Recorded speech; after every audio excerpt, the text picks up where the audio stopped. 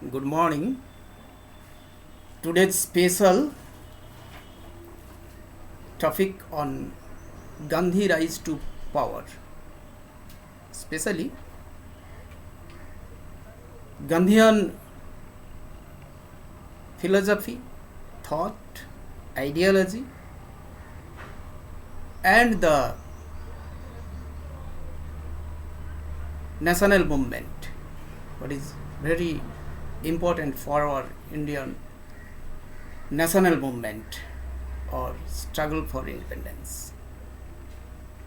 So we can justify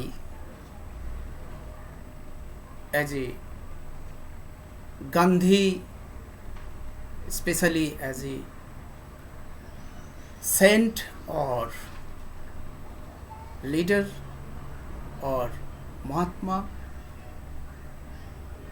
or a national leader. আমি আজকে তোমাদের জন্য ভারতীয় রাজনীতিতে গান্ধীজির উত্থান নিয়ে আলোকপাত করব।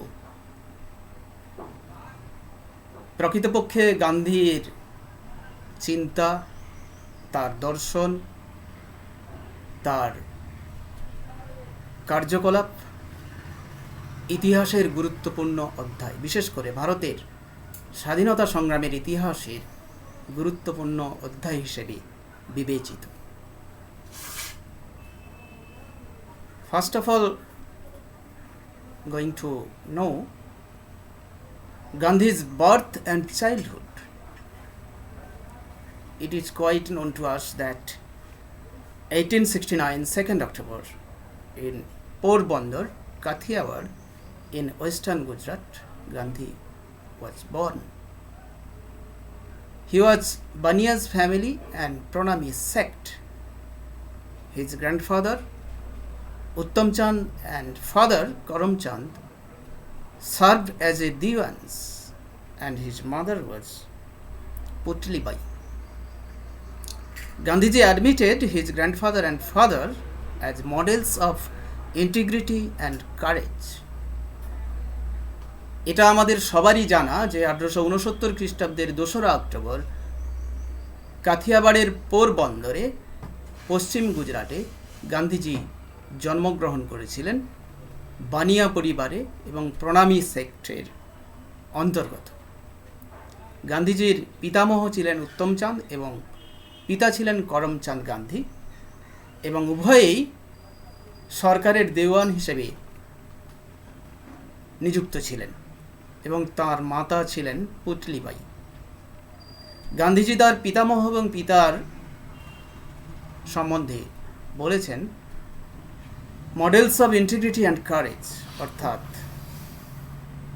সংহতি এবং উদ্ভাবনীর মডেল হিসেবে তিনি তার পিতামহ এবং পিতাকে দেখিয়েছেন। অর্থাৎ তার পিতামহ এবং পিতা যে সংহতি এবং উৎসাহের যে একটা আদর্শ চরিত্র ছিল তা আলোকপাত করেছেন আমরা জানতে পারি। এটা ঠিকই যে Gandhi went to London to study law. Gandhi লন্ডনে গিয়েছিলেন ল বিষয়ে পড়াশোনা করার জন্য, and stay till June 1891, 1891 পর্যন্ত লন্ডনে ছিলেন। তারপর তিনি দক্ষিণ আফ্রিকার নাটাল শহরে তার পেশা জীবন শুরু করেছিলেন, and it was very experience to him, and his political life was started at South Africa, especially in Natal. He fought against the white men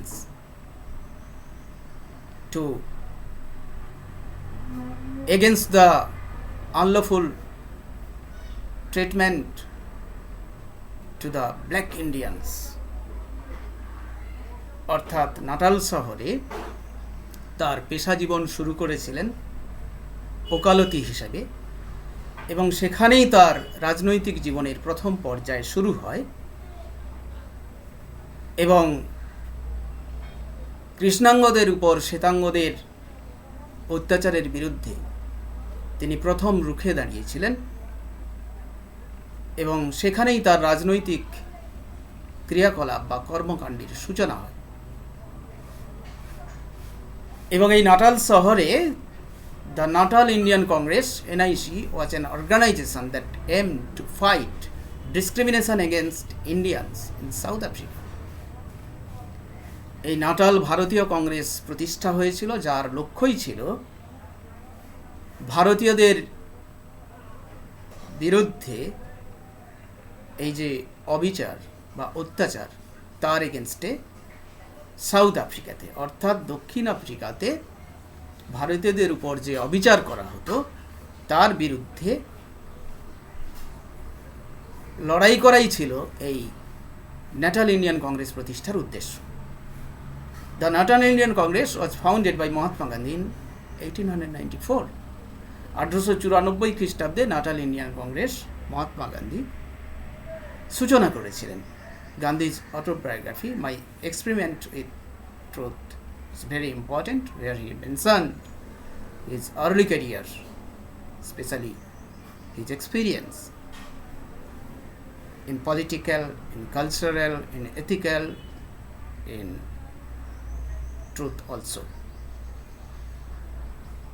সুতরাং আমরা দেখতে পাচ্ছি যে তার রাজনৈতিক জীবনের সূত্রপাত বা রাজনৈতিক কর্মকাণ্ডের সূত্রপাত আমরা নাটাল শহরে দেখতে পাই।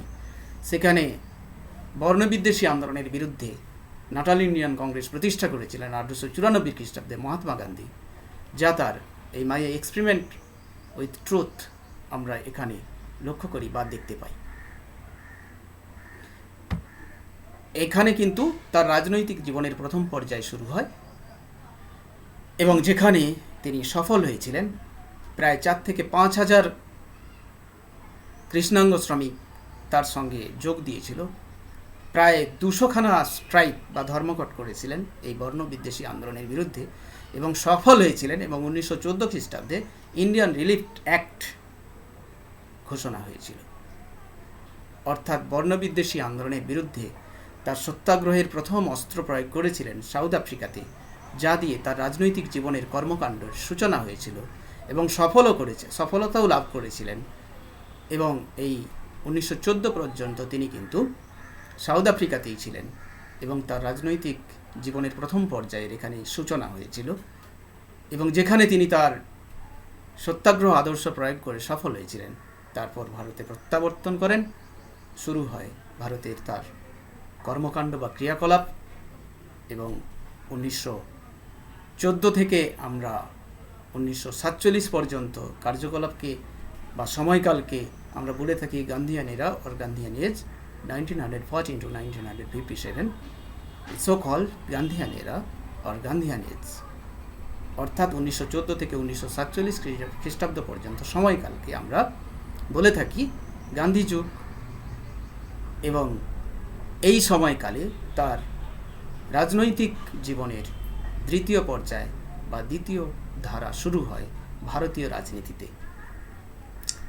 একটু বলে রাখা ভালো,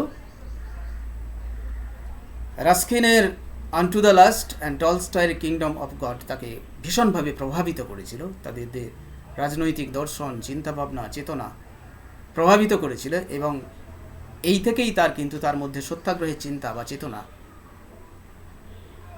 লক্ষ্য করা গিয়েছিল, যা আমরা তার রাজনৈতিক কার্যকলাপে সত্যাগ্রহের আদর্শ বা সত্যাগ্রহ যা প্রতিফলিত হয়েছিল তার রাজনৈতিক কর্মকাণ্ডে, যা আমরা দেখতে পাই। যুদিতেম ব্রাহ্মণের গান্ধী রাইজ টু পাওয়ারে আমরা কিন্তু এই বিষয়ে লক্ষ্য করে থাকি। একটু বলে নেওয়া ভালো, গান্ধী কিন্তু ভারতে এসেই সরাসরি ভারতীয় রাজনীতিতে কিন্তু অংশগ্রহণ করেননি, কারণ ভারতীয় রাজনীতি সম্বন্ধে বা ভারতবাসীদের সম্পর্কে তার সম্পূর্ণ ধারণা বা জ্ঞান ছিল না। তার রাজনৈতিক গুরু গোখলে তাকে পরামর্শ দিয়েছিলেন যে ভারতীয় রাজনীতিতে প্রবেশের আগে তাকে ভারত এবং ভারতবাসী সম্পর্কে নিখুঁত জ্ঞান অর্জন করার প্রয়োজন। That for reason he toured all over India by faith and gather a scale of knowledge or gather a huge of knowledge about India and Indians, especially of the proletariat. অর্থাৎ সমগ্র ভারতবর্ষ পায়ে হেঁটে ভ্রমণ করেছিলেন এবং ভারতবর্ষ সম্বন্ধে এবং ভারতবাসী সম্বন্ধে তিনি জ্ঞান অর্জন করেছিলেন, বিশেষ করে এই খেটে খাওয়া মানুষ বা সাধারণ মানুষ সম্বন্ধে, যাদেরকে আমরা প্রলেতেরিয়েট বলে থাকি। অর্থাৎ গান্ধীজি ভারতীয় রাজনীতিতে সরাসরি প্রবেশ করেননি। প্রথমে তিনি ভারতবাসী এবং ভারত সম্বন্ধে জানতে চেয়েছিলেন এবং জেনেও ছিলেন। তারপরে ধীরে ধীরে তিনি কিন্তু ভারতীয় রাজনীতিতে প্রবেশের চেষ্টা করলেন।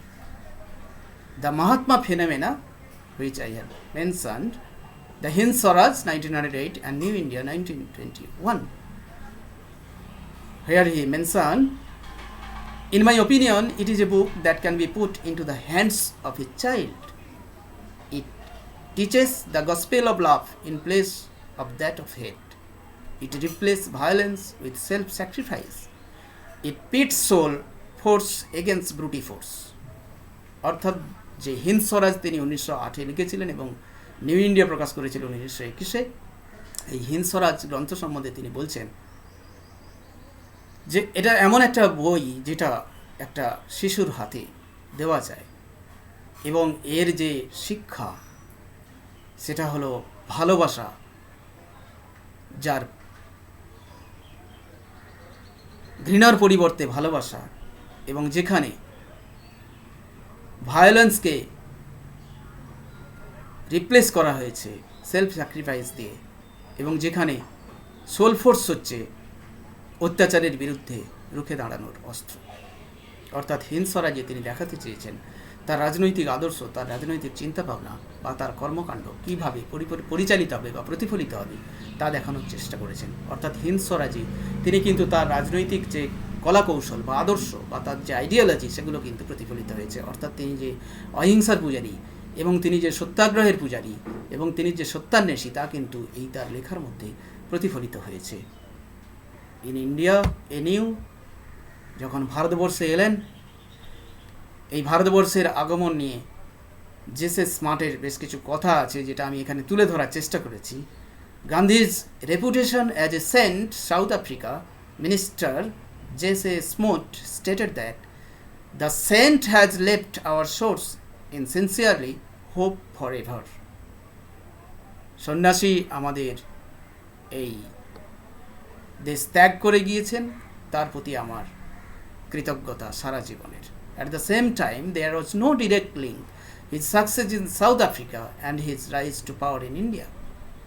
প্রকৃতপক্ষে এই সাউথ আফ্রিকা বা দক্ষিণ আফ্রিকাতে তার আন্দোলনের সঙ্গে কোনো সরাসরি যোগ ছিল না ভারতের, এবং ভারতের উত্থানের সঙ্গেও তার কিন্তু সরাসরি কোনো যোগ ছিল না। It required a time, tactics, struggle and ideology that appeal to the masses before Gandhi became the Mahatma's great soul and the great leader in India. It required take time, tactics, struggle and ideology that appeal to the masses before Gandhi became the Mahatma's great soul and the great leader in India. বেশ কিছু সময় নিয়েছিল, বেশ কিছু ট্যাকটিক্সও লক্ষ্য করা গিয়েছিল, তাকে সংগ্রাম করতে হয়েছিল এবং তার কিছু আদর্শ ছিল যা সাধারণ মানুষের কাছে প্রতিফলিত হয়েছিল, যার বিনিময়ে গান্ধীজি হয়ে উঠেছিলেন মহাত্মা, মহাত্মা এবং গ্রেট লিডার ইন ইন্ডিয়া। অর্থাৎ ভারতে আগমনের পূর্বে তার যে রাজনৈতিক আদর্শ, তার যে ক্রিয়াকলাপ, তার যে চিন্তা ভাবনা, তা যেন প্রতিফলিত হয়েছিল তার কর্মকাণ্ডের মধ্যে, যা আমরা তার হিন্দ স্বরাজ গ্রন্থে দেখতে পাই, এবং তার প্রতিফলিত হয়েছে তার দক্ষিণ আফ্রিকার কর্মকাণ্ড দিয়ে। গান্ধীজির ideology, what was ideology of Gandhiji? Non-violence for Gandhi affirms altar was as much an issue of public health as an issue of politics, morality and religion. And then Satyagraha and passive resistance. Satyagraha, Gandhi defined it as holding on to truth or truth force. And also passive resistance was a weapon of the weak and Satyagraha was a weapon of the strongest. Judith M. Brown, in his Gandhi Rise to Power, mentioned that this redefinition of passive resistance as Satyagraha involved a total philosophy of life and action. গান্ধীজির আদর্শ জানতে গিয়ে জানা যায় non violence মানে অহিংসা ছিল গান্ধীজির প্রধান আদর্শ, যেখানে তিনি দেখানোর চেষ্টা করেছেন যেখানে সাধারণের স্বাস্থ্য থেকে শুরু করে রাজনীতি, নৈতিকতা এবং ধর্ম প্রতিফলিত হয়েছে। অর্থাৎ অহিংসাই হলো পরম ধর্ম, যা গান্ধীজির জীবনাদর্শ বা গান্ধীজির আন্দোলনের একটা প্রধান দিক হিসেবে লক্ষ্য করা যায়। সত্যাগ্রহ এবং প্যাসিভ রেজিস্ট্যান্স, এই সত্যাগ্রহকে তিনি দেখিয়েছেন হোল্ডিং অন টু ট্রুথ, সত্যের প্রতি অবিচল থাকা, অর ট্রুথ প্রোস বা সত্যের জয়গান, যেটা আমরা এই সত্যাগ্রহ এবং প্যাসিভ রেজিস্ট্যান্সে আমরা দেখতে পাই। প্যাসিভ রেজিস্ট্যান্সকে তিনি কিভাবে দেখিয়েছেন না, ওয়েপন অফ দ্য উইক বলছে একটা দুর্বলের অস্ত্র প্যাসিভ রেজিস্ট্যান্স, আর satyagraha weapon of the strongest, অর্থাৎ সত্যাগ্রহ হচ্ছে একজন বলবানের হাতিয়ার আর প্যাসিভ রেজিস্ট্যান্স হচ্ছে একজন দুর্বলের হাতিয়ার। এবং জুডিথ এম ব্রাউন যেটাকে দেখিয়েছেন যে total philosophy of life and action, অর্থাৎ একটা জীবনের এবং কার্যপদ্ধতির যেমন সমগ্র দর্শন প্রতিফলিত হয়েছে গান্ধীজির এই আইডিওলজির মধ্য দিয়ে। জন ম্যাকগ্রে, Mohandas Gandhi stated that Gandhi is that rare great man held in universal esteem, a figure lifted from history to moral icon. জন ম্যাকগ্রে মোহনদাস গান্ধীতে দেখানোর চেষ্টা করেছেন, বলছে গান্ধী হচ্ছে একটা বিরল ব্যক্তিত্ব এই পৃথিবীতে, এবং যা ইতিহাসে একটা নৈতিক আইকন হিসেবে দেখা যেতে পারে, মোরাল আইকন হিসেবে দেখা যেতে পারে। R P. Dutt, India today, argued that he was the leaders of an emerging bourgeoisie playing historical role in mobilizing the Indian masses. Rajani Palme Dutta দেখানোর চেষ্টা করেছেন যে উত্থিত বুর্জোয়া শ্রেণীর তিনি যেন লিডার ছিলেন এবং একটা ঐতিহাসিক ভূমিকা পালন করেছিলেন ভারতীয় জনগণকে পরিচালিত করার ক্ষেত্রে।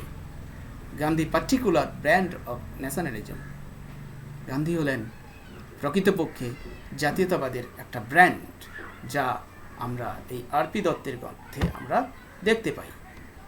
Ashis Nandy, the illegitimacy of nationalism, Rabindranath Tagore, and the politics of self, mentioned as a counter-modernist critic of the West.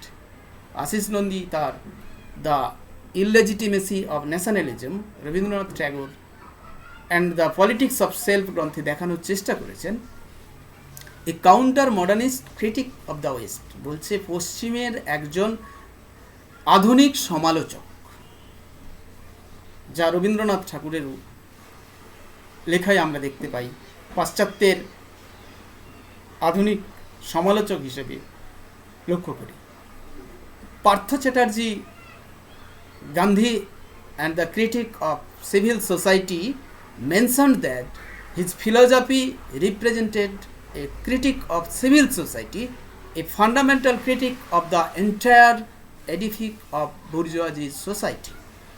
Partha Chatterjee Gandhi and the critic of civil society গ্রন্থে দেখানোর চেষ্টা করেছেন তার যে দর্শন প্রতিফলিত হয়েছে সভ্য সমাজের সমালোচনা দিয়ে, a fundamental critique of the entire edifice of bourgeois society, অর্থাৎ তার যে সমালোচনা তা যেন বর্ষিত হয়েছে বুর্জোয়া সোসাইটির গুণকীর্তনের মধ্য দিয়ে। Manfred Steger has called it a critique of liberalism, Manfred Steger has called it a critic of liberalism. Manfred Steger দেখানোর চেষ্টা করেছেন, বলছে উদারতাবাদের এক সমালোচনা বা সমালোচক হিসেবে আমরা গান্ধীজিকে দেখতে পারি। Bhikhu Parekh has called it is a critique of modern civilisation. Bhikhu Parekh দেখানোর চেষ্টা করেছেন যে আধুনিক সভ্যতার সমালোচক হচ্ছেন গান্ধীজি। গান্ধীজির যে বিখ্যাত গ্রন্থ এবং তার লেখা, তার পত্রিকা আমি এখানে দেখানোর চেষ্টা করেছি, Hind Swaraj, Young India and Harijan, Indian Opinion, যা ছিল তার প্রধান মুখপত্র বা তার গ্রন্থ, তার প্রকাশিত পত্রিকা, যা দিয়ে তার রাজনৈতিক আদর্শ, চিন্তা, চেতনা, কার্যকলাপ, পদ্ধতিগত দিক এবং সাধারণ মানুষ সম্বন্ধে তার চিন্তাভাবনা প্রতিফলিত হয়েছিল তার এই হিন্দ স্বরাজ, ইয়ং ইন্ডিয়া, হরিজন এবং ইন্ডিয়ান অপিনিয়ন লেখনীতে। Judith Brown, Gandhi Rise to Power, mentioned that Gandhiji's novel political ideology appealed to the few wholly, but to many partially. বলছে তার যে মহান রাজনৈতিক আদর্শ কিছু সংখ্যক মানুষকে আকৃষ্ট করলেও পরোক্ষভাবে বহু মানুষকে আকৃষ্ট করেছিল। D Dalton, Mahatma Gandhi, non-violent power in action, his umbrella-type leadership, inclusivism became identified as Gandhi's unique style of politics. D Dalton Mahatma Gandhi non violent power in অ্যাকশনে দেখানোর চেষ্টা করেছেন his umbrella type leadership, inclusivism, বলছে তার যে একটা বৃহৎ ছত্রাকার যে নেতৃত্ব দান, যেটাকে গান্ধীজির একটা রাজনীতির ক্ষেত্রে ইউনিক স্টাইল হিসেবে উল্লেখ করা হয়েছে। Gandhi said, the English have not taken India, we have given them. বলছে ইংরেজরা ভারতকে নেয়নি, আমরাই ইংরেজদের দিয়েছি। অর্থাৎ এটা পরিষ্কার যে গান্ধীজি বোঝানোর চেষ্টা করেছেন যে প্রকৃতপক্ষে ইংরেজরা কিন্তু ভারতকে নেয়নি বা ভারত জয় করেনি, আমরাই কিন্তু তাদেরকে তুলে দিয়েছি বা ভারতবাসী যেন তাদের কাছে, ব্রিটিশদের কাছে আত্মসমর্পণ করেছে। অর্থাৎ এই Hind Swaraj, Young India, Harijan, Indian Opinion গ্রন্থে তার যাই রাজনৈতিক আদর্শ প্রতিফলিত হোক না কেন, তা কিন্তু এই জুডিথ ব্রাউনের গান্ধী রাইজ টু পাওয়ার গ্রন্থে আমরা দেখতে পাচ্ছি তাকে একটা আদর্শ রাজনৈতিক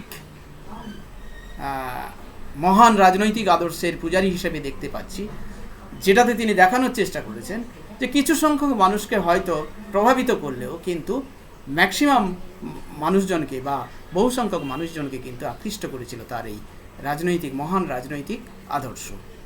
ডি ডাল্টনও এই Mahatma Gandhi non violent power in অ্যাকশানে দেখানোর চেষ্টা করেছেন, বলছে তার আমব্রেলা টাইপ যে লিডারশিপ, যাতে বিশাল ছত্রাকার যে তার নেতৃত্ব, ইনক্লুসিভিজম বা এক করে নেওয়ার যে মানসিকতা বা একই ছাতার তলায় নিয়ে এসে যে নেতৃত্ব দেওয়া, became identified as Gandhi's unique style of politics, যেটা সত্যি বিরল একটা রাজনৈতিক যেন আদর্শ বা পথ প্রতিফলিত হয়েছিল গান্ধীজির রাজনৈতিক চিন্তাভাবনা বা আদর্শবাদে। গান্ধী নিজেই বলেছেন, the English have not taken India, we have given them. বলছে ইংরেজ ভারতকে নেয়নি, আমরাই তাদেরকে ভারত দিয়েছি। অর্থাৎ ভারতীয়রাই যেন ইংরেজদের কাছে সঁপে দিয়েছিল, অর্থাৎ ইংরেজরা নয়, ভারতীয়রাই তাদের পরাধীনতার জন্য দায়ী। Gandhi as an Indian leader, ভারতীয় নেতা হিসেবে গান্ধীজিকে আমি যে দেখানোর চেষ্টা করেছি, Gandhi believe non violence does not seize power, it does not even seek power, power occur to it. Gandhi দেখানোর চেষ্টা করেছেন অহিংসা ক্ষমতা দখল করে না এবং ক্ষমতা দাবিও করে না, কিন্তু এর মধ্যেই ক্ষমতা লুক্কায়িত আছে। অর্থাৎ অহিংসাই বা নন ভায়োলেন্সই হচ্ছে সকল ক্ষমতা। 1917 to 1980 Gandhi leads local resistance like Champaran, Kheda, and Ahmedabad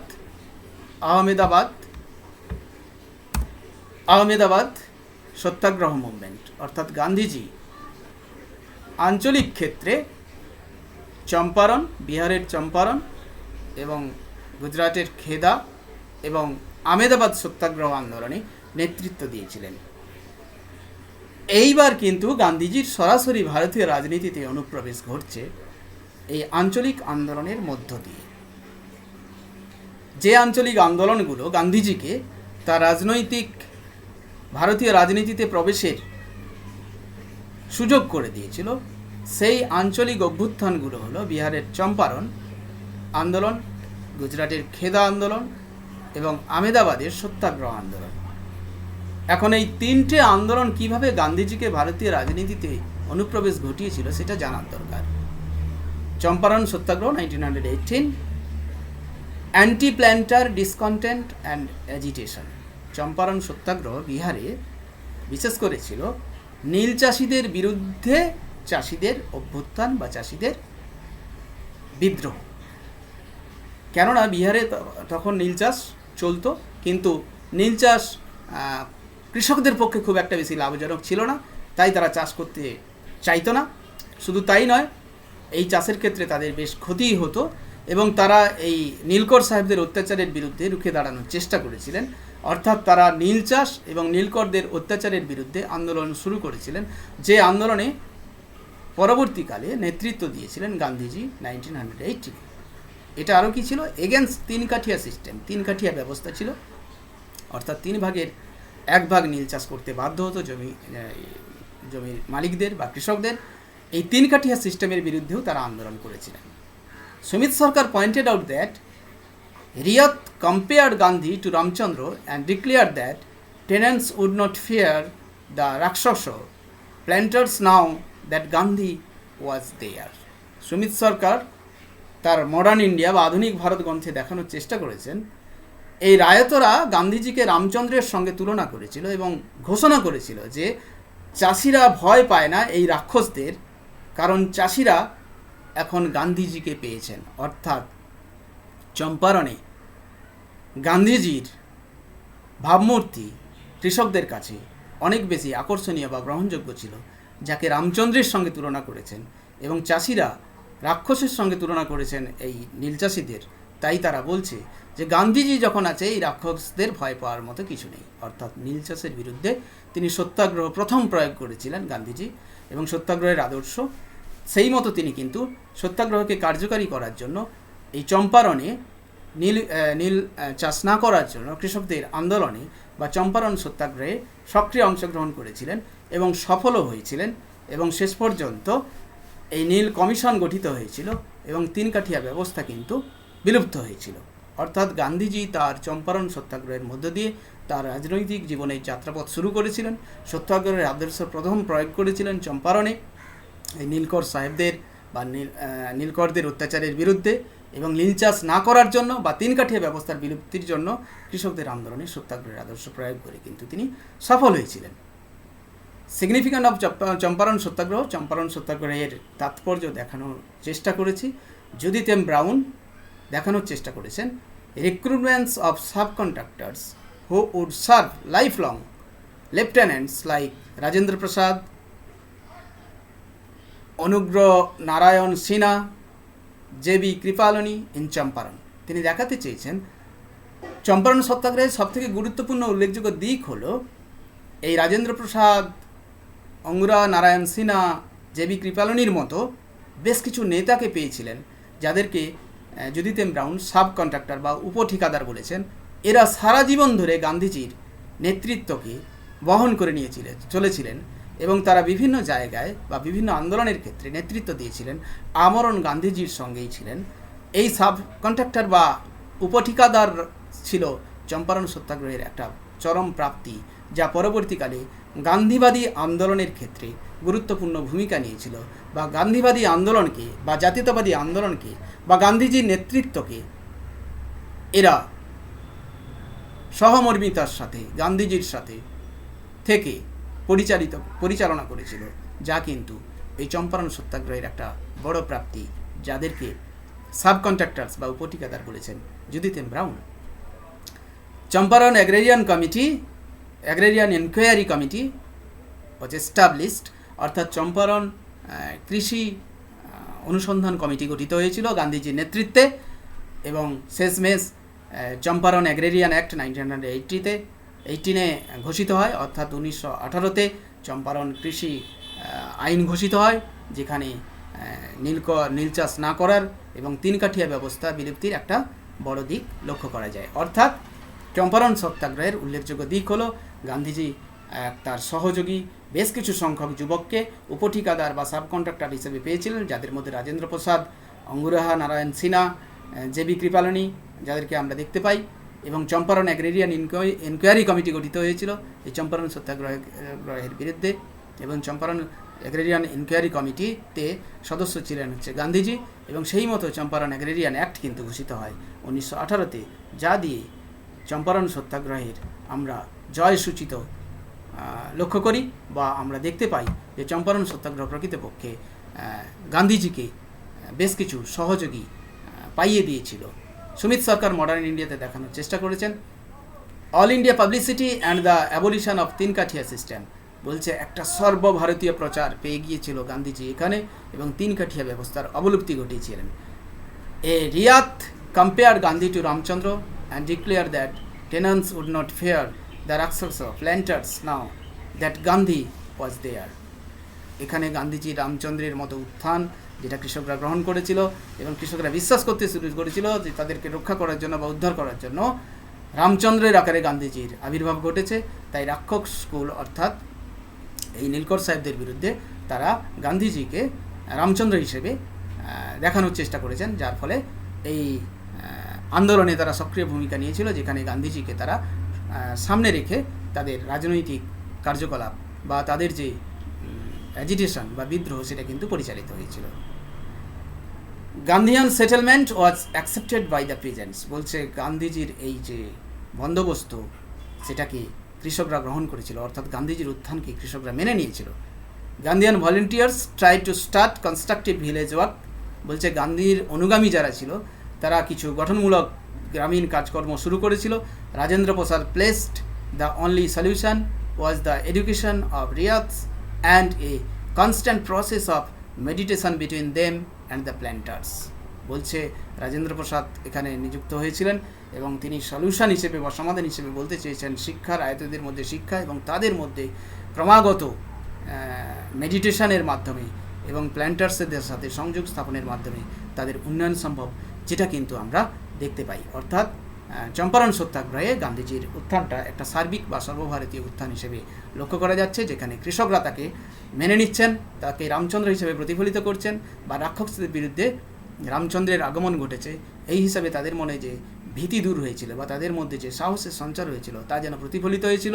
এবং গান্ধীজি বেশ কিছু সাব কনস্ট্রাক্টর বা উপঠিকাদার পেয়েছিলেন, যা আমরা দেখতে পাই গান্ধী রাইজ টু পাওয়ারের আমরা দেখতে পাই Shekhar Bandyopadhyay Plassey to partition mention that Gandhi making this area a strong base for future Gandhian movement.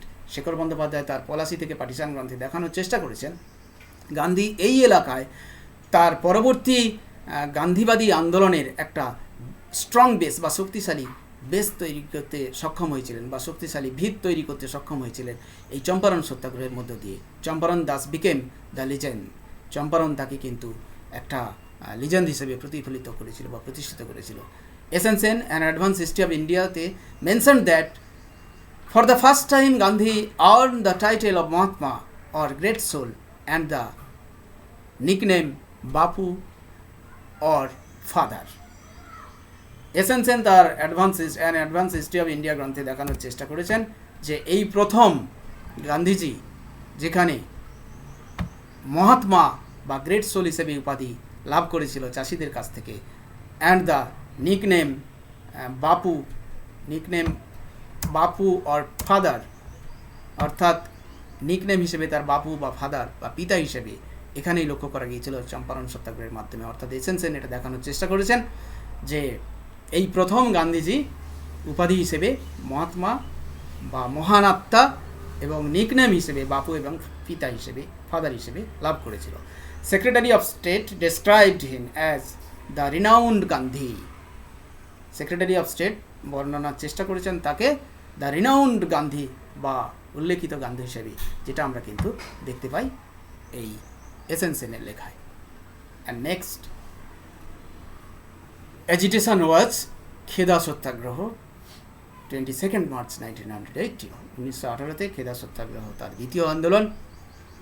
It was peasant against the high revenue and collection system of the British, high prices of kerosene, ironware, cloth and salt. The first real Gandhian peasant satyagraha in India, Bardoli Satyagraha by Patel. খেদা সত্যাগ্রহের ক্ষেত্রে আমরা দেখতে পাচ্ছি 1918-এর 22 March খেদা সত্যাগ্রহ শুরু হয়েছিল গুজরাটের খেদাতে। সেখানে কৃষকরা উচ্চ রাজস্ব বৃদ্ধির বিরুদ্ধে এবং তার যে আদায়ের পদ্ধতি তার বিরুদ্ধে, ব্রিটিশদের বিরুদ্ধে তারা বিদ্রোহ করেছিল এবং সেই বিদ্রোহে নেতৃত্ব দিয়েছিলেন গান্ধীজি। এবং এই খেদা সত্যাগ্রহ ছিল গান্ধীজির প্রথম কৃষক সত্যাগ্রহ সর্বভারতীয় ক্ষেত্রে। এবং এর কারণ ছিল কেরোসিনের মূল্যবৃদ্ধি, লৌহজাত দ্রব্য সামগ্রীর মূল্যবৃদ্ধি, বস্ত্র এবং লবণের মূল্যবৃদ্ধি যেন এর একটা প্রধান কারণ দাঁড়িয়েছিল। এবং বারদৌলি সত্যাগ্রহ বল্লভভাই প্যাটেলের নেতৃত্বে পরিচালিত হয়েছিল, যা খেদা সত্যাগ্রহের একটা অন্যতম দিক। David Hardiman, peasant nationalist of Gujarat Kheda district, 1917-34 দেখানোর চেষ্টা করেছেন, Gandhi made a solid political base in the village of Kheda districts, but the support of the villagers was on their own terms. উনি দেখাতে চেয়েছেন গান্ধী একটা রাজনৈতিক ভিত্তি তৈরি করে নিয়েছিল খেদা ডিস্ট্রিক্টের গ্রামগুলোতে এবং তাদের কৃষকদের সাপোর্ট ছিল ঠিকই, এই বা গ্রামবাসীদের সমর্থন ছিল ঠিকই, এবং সেই সমর্থনটা কিন্তু ছিল তাদের নিজস্ব শর্তের মাধ্যমে, on their own terms. Gandhi made a solid political base in the villages of Kheda districts, but the support of the villagers was on their own terms. Shekhar Bandyopadhyay mentioned that it was a patchy campaign. বলছে এটা ছিল একটা অদ্ভুত ধরনের campaign বা বিদ্রোহ। Peasants crossed the boundaries of Gandhian politics of non-violence. কৃষকরা গান্ধীজির যে অহিংসা নীতিকে অতিক্রম করে গিয়েছিল, অর্থাৎ একটা জটিল ক্যাম্পেইন বা বিদ্রোহ বা আন্দোলন, যেখানে কিন্তু কৃষকরা গান্ধীজির যে অহিংসা নীতি সেটাকে কিন্তু তারা ভায়োলেট করেছিল। অর্থাৎ কিছু কিছু ক্ষেত্রে দেখা গিয়েছিল গান্ধী প্রবর্তিত অহিংসা নীতি তারা কিন্তু পুরোপুরি মানেনি বা সেই মতো তারা কিন্তু তাদের আন্দোলনকে পরিচালিত করেনি, যা এই খেদা সত্যাগ্রহে প্রতিফলিত হয়েছে, যেটা আমরা শেখর বন্দ্যোপাধ্যায়ের পলিসি টু পার্টিশন গ্রন্থে আমরা দেখতে পাই। অর্থাৎ গুজরাটের এই যে খেদাতে যে কৃষক আন্দোলন বা কৃষক বিদ্রোহ, সেটা কিন্তু এই কৃষকরা সমর্থন করেছিল এবং সেই মতো তারা কিন্তু আন্দোলনে সক্রিয় অংশগ্রহণও করেছিল, কিন্তু সেক্ষেত্রে তারা গান্ধী নির্দেশিত পথ থেকে অনেকখানি বেরিয়ে গিয়েছিল বা গান্ধী নির্দেশিত পথকে কিন্তু তারা ভায়োলেট করেছিল।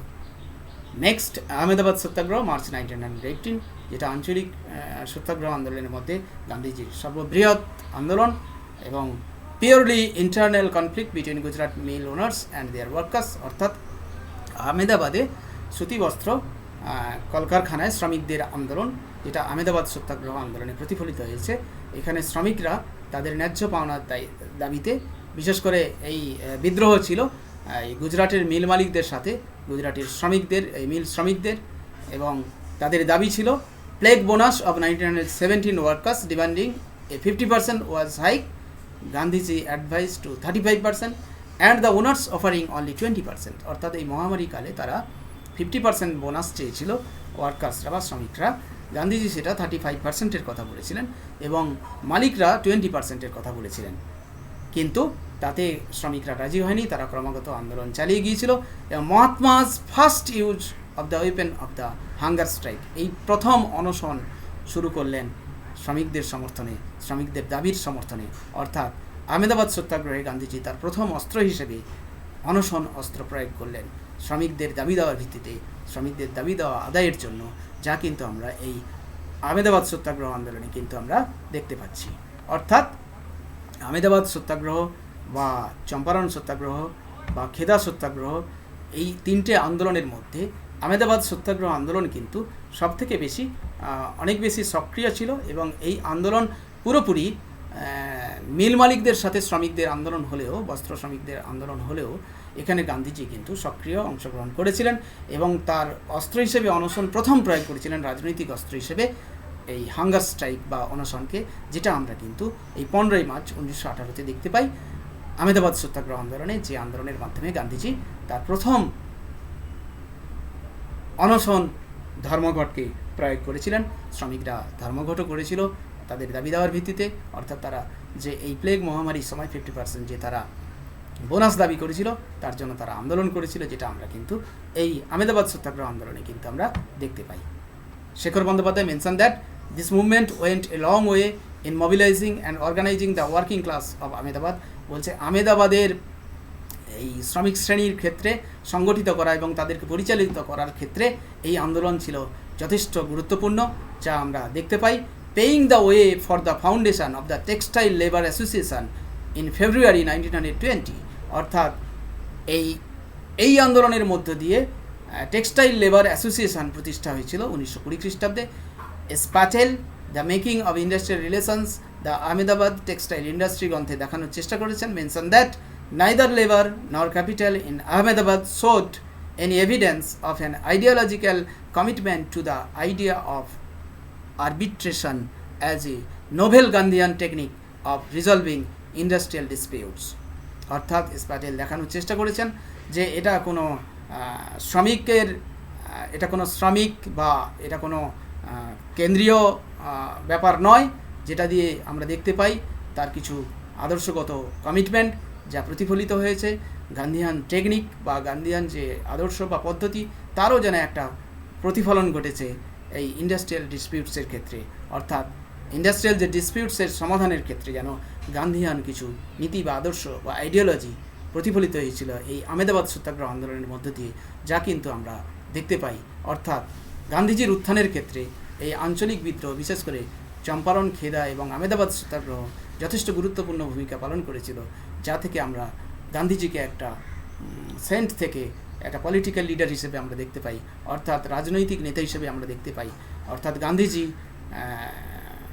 দক্ষিণ আফ্রিকা থেকে ফিরে এসে ভারতীয় রাজনীতির ক্ষেত্রে প্রবেশের ক্ষেত্রে বা ভারতীয় রাজনীতির ক্ষেত্রে নিজেকে প্রতিষ্ঠিত করার ক্ষেত্রে বা সর্বভারতীয় রাজনীতিতে প্রতিষ্ঠার ক্ষেত্রে চম্পারণ, খেদা এবং আহমেদাবাদ সত্যাগ্রহ যথেষ্ট গুরুত্বপূর্ণ ভূমিকা নিয়েছিল, যা উল্লেখের দাবি রাখে। অর্থাৎ ভারতের জাতীয়তাবাদী আন্দোলনের ইতিহাসে গান্ধীজির উত্থান একটা চমকপ্রদ ঘটনা। গান্ধীজিকে গান্ধী থেকে মহাত্মা গান্ধী বা গ্রেট সোল বা বাপু বা ফাদার বা জাতির জনক হিসেবে প্রতিষ্ঠা করার ক্ষেত্রে মুখ্য ভূমিকা নিয়েছিল চম্পারণ সত্যাগ্রহ, খেদা সত্যাগ্রহ এবং আহমেদাবাদ সত্যাগ্রহ, যা উল্লেখের দাবি রাখে। অর্থাৎ গান্ধীজির উত্থান ভারতীয় রাজনীতিতে আঞ্চলিক বিদ্রোহগুলোর মাধ্যমে উত্থান লক্ষ্য করা গিয়েছিল, যা আমি এই আলোচনায় প্রতিফলিত করার চেষ্টা করেছি। Don't forget to like, comment, share and hit the subscribe button. Okay, thank you, carry on.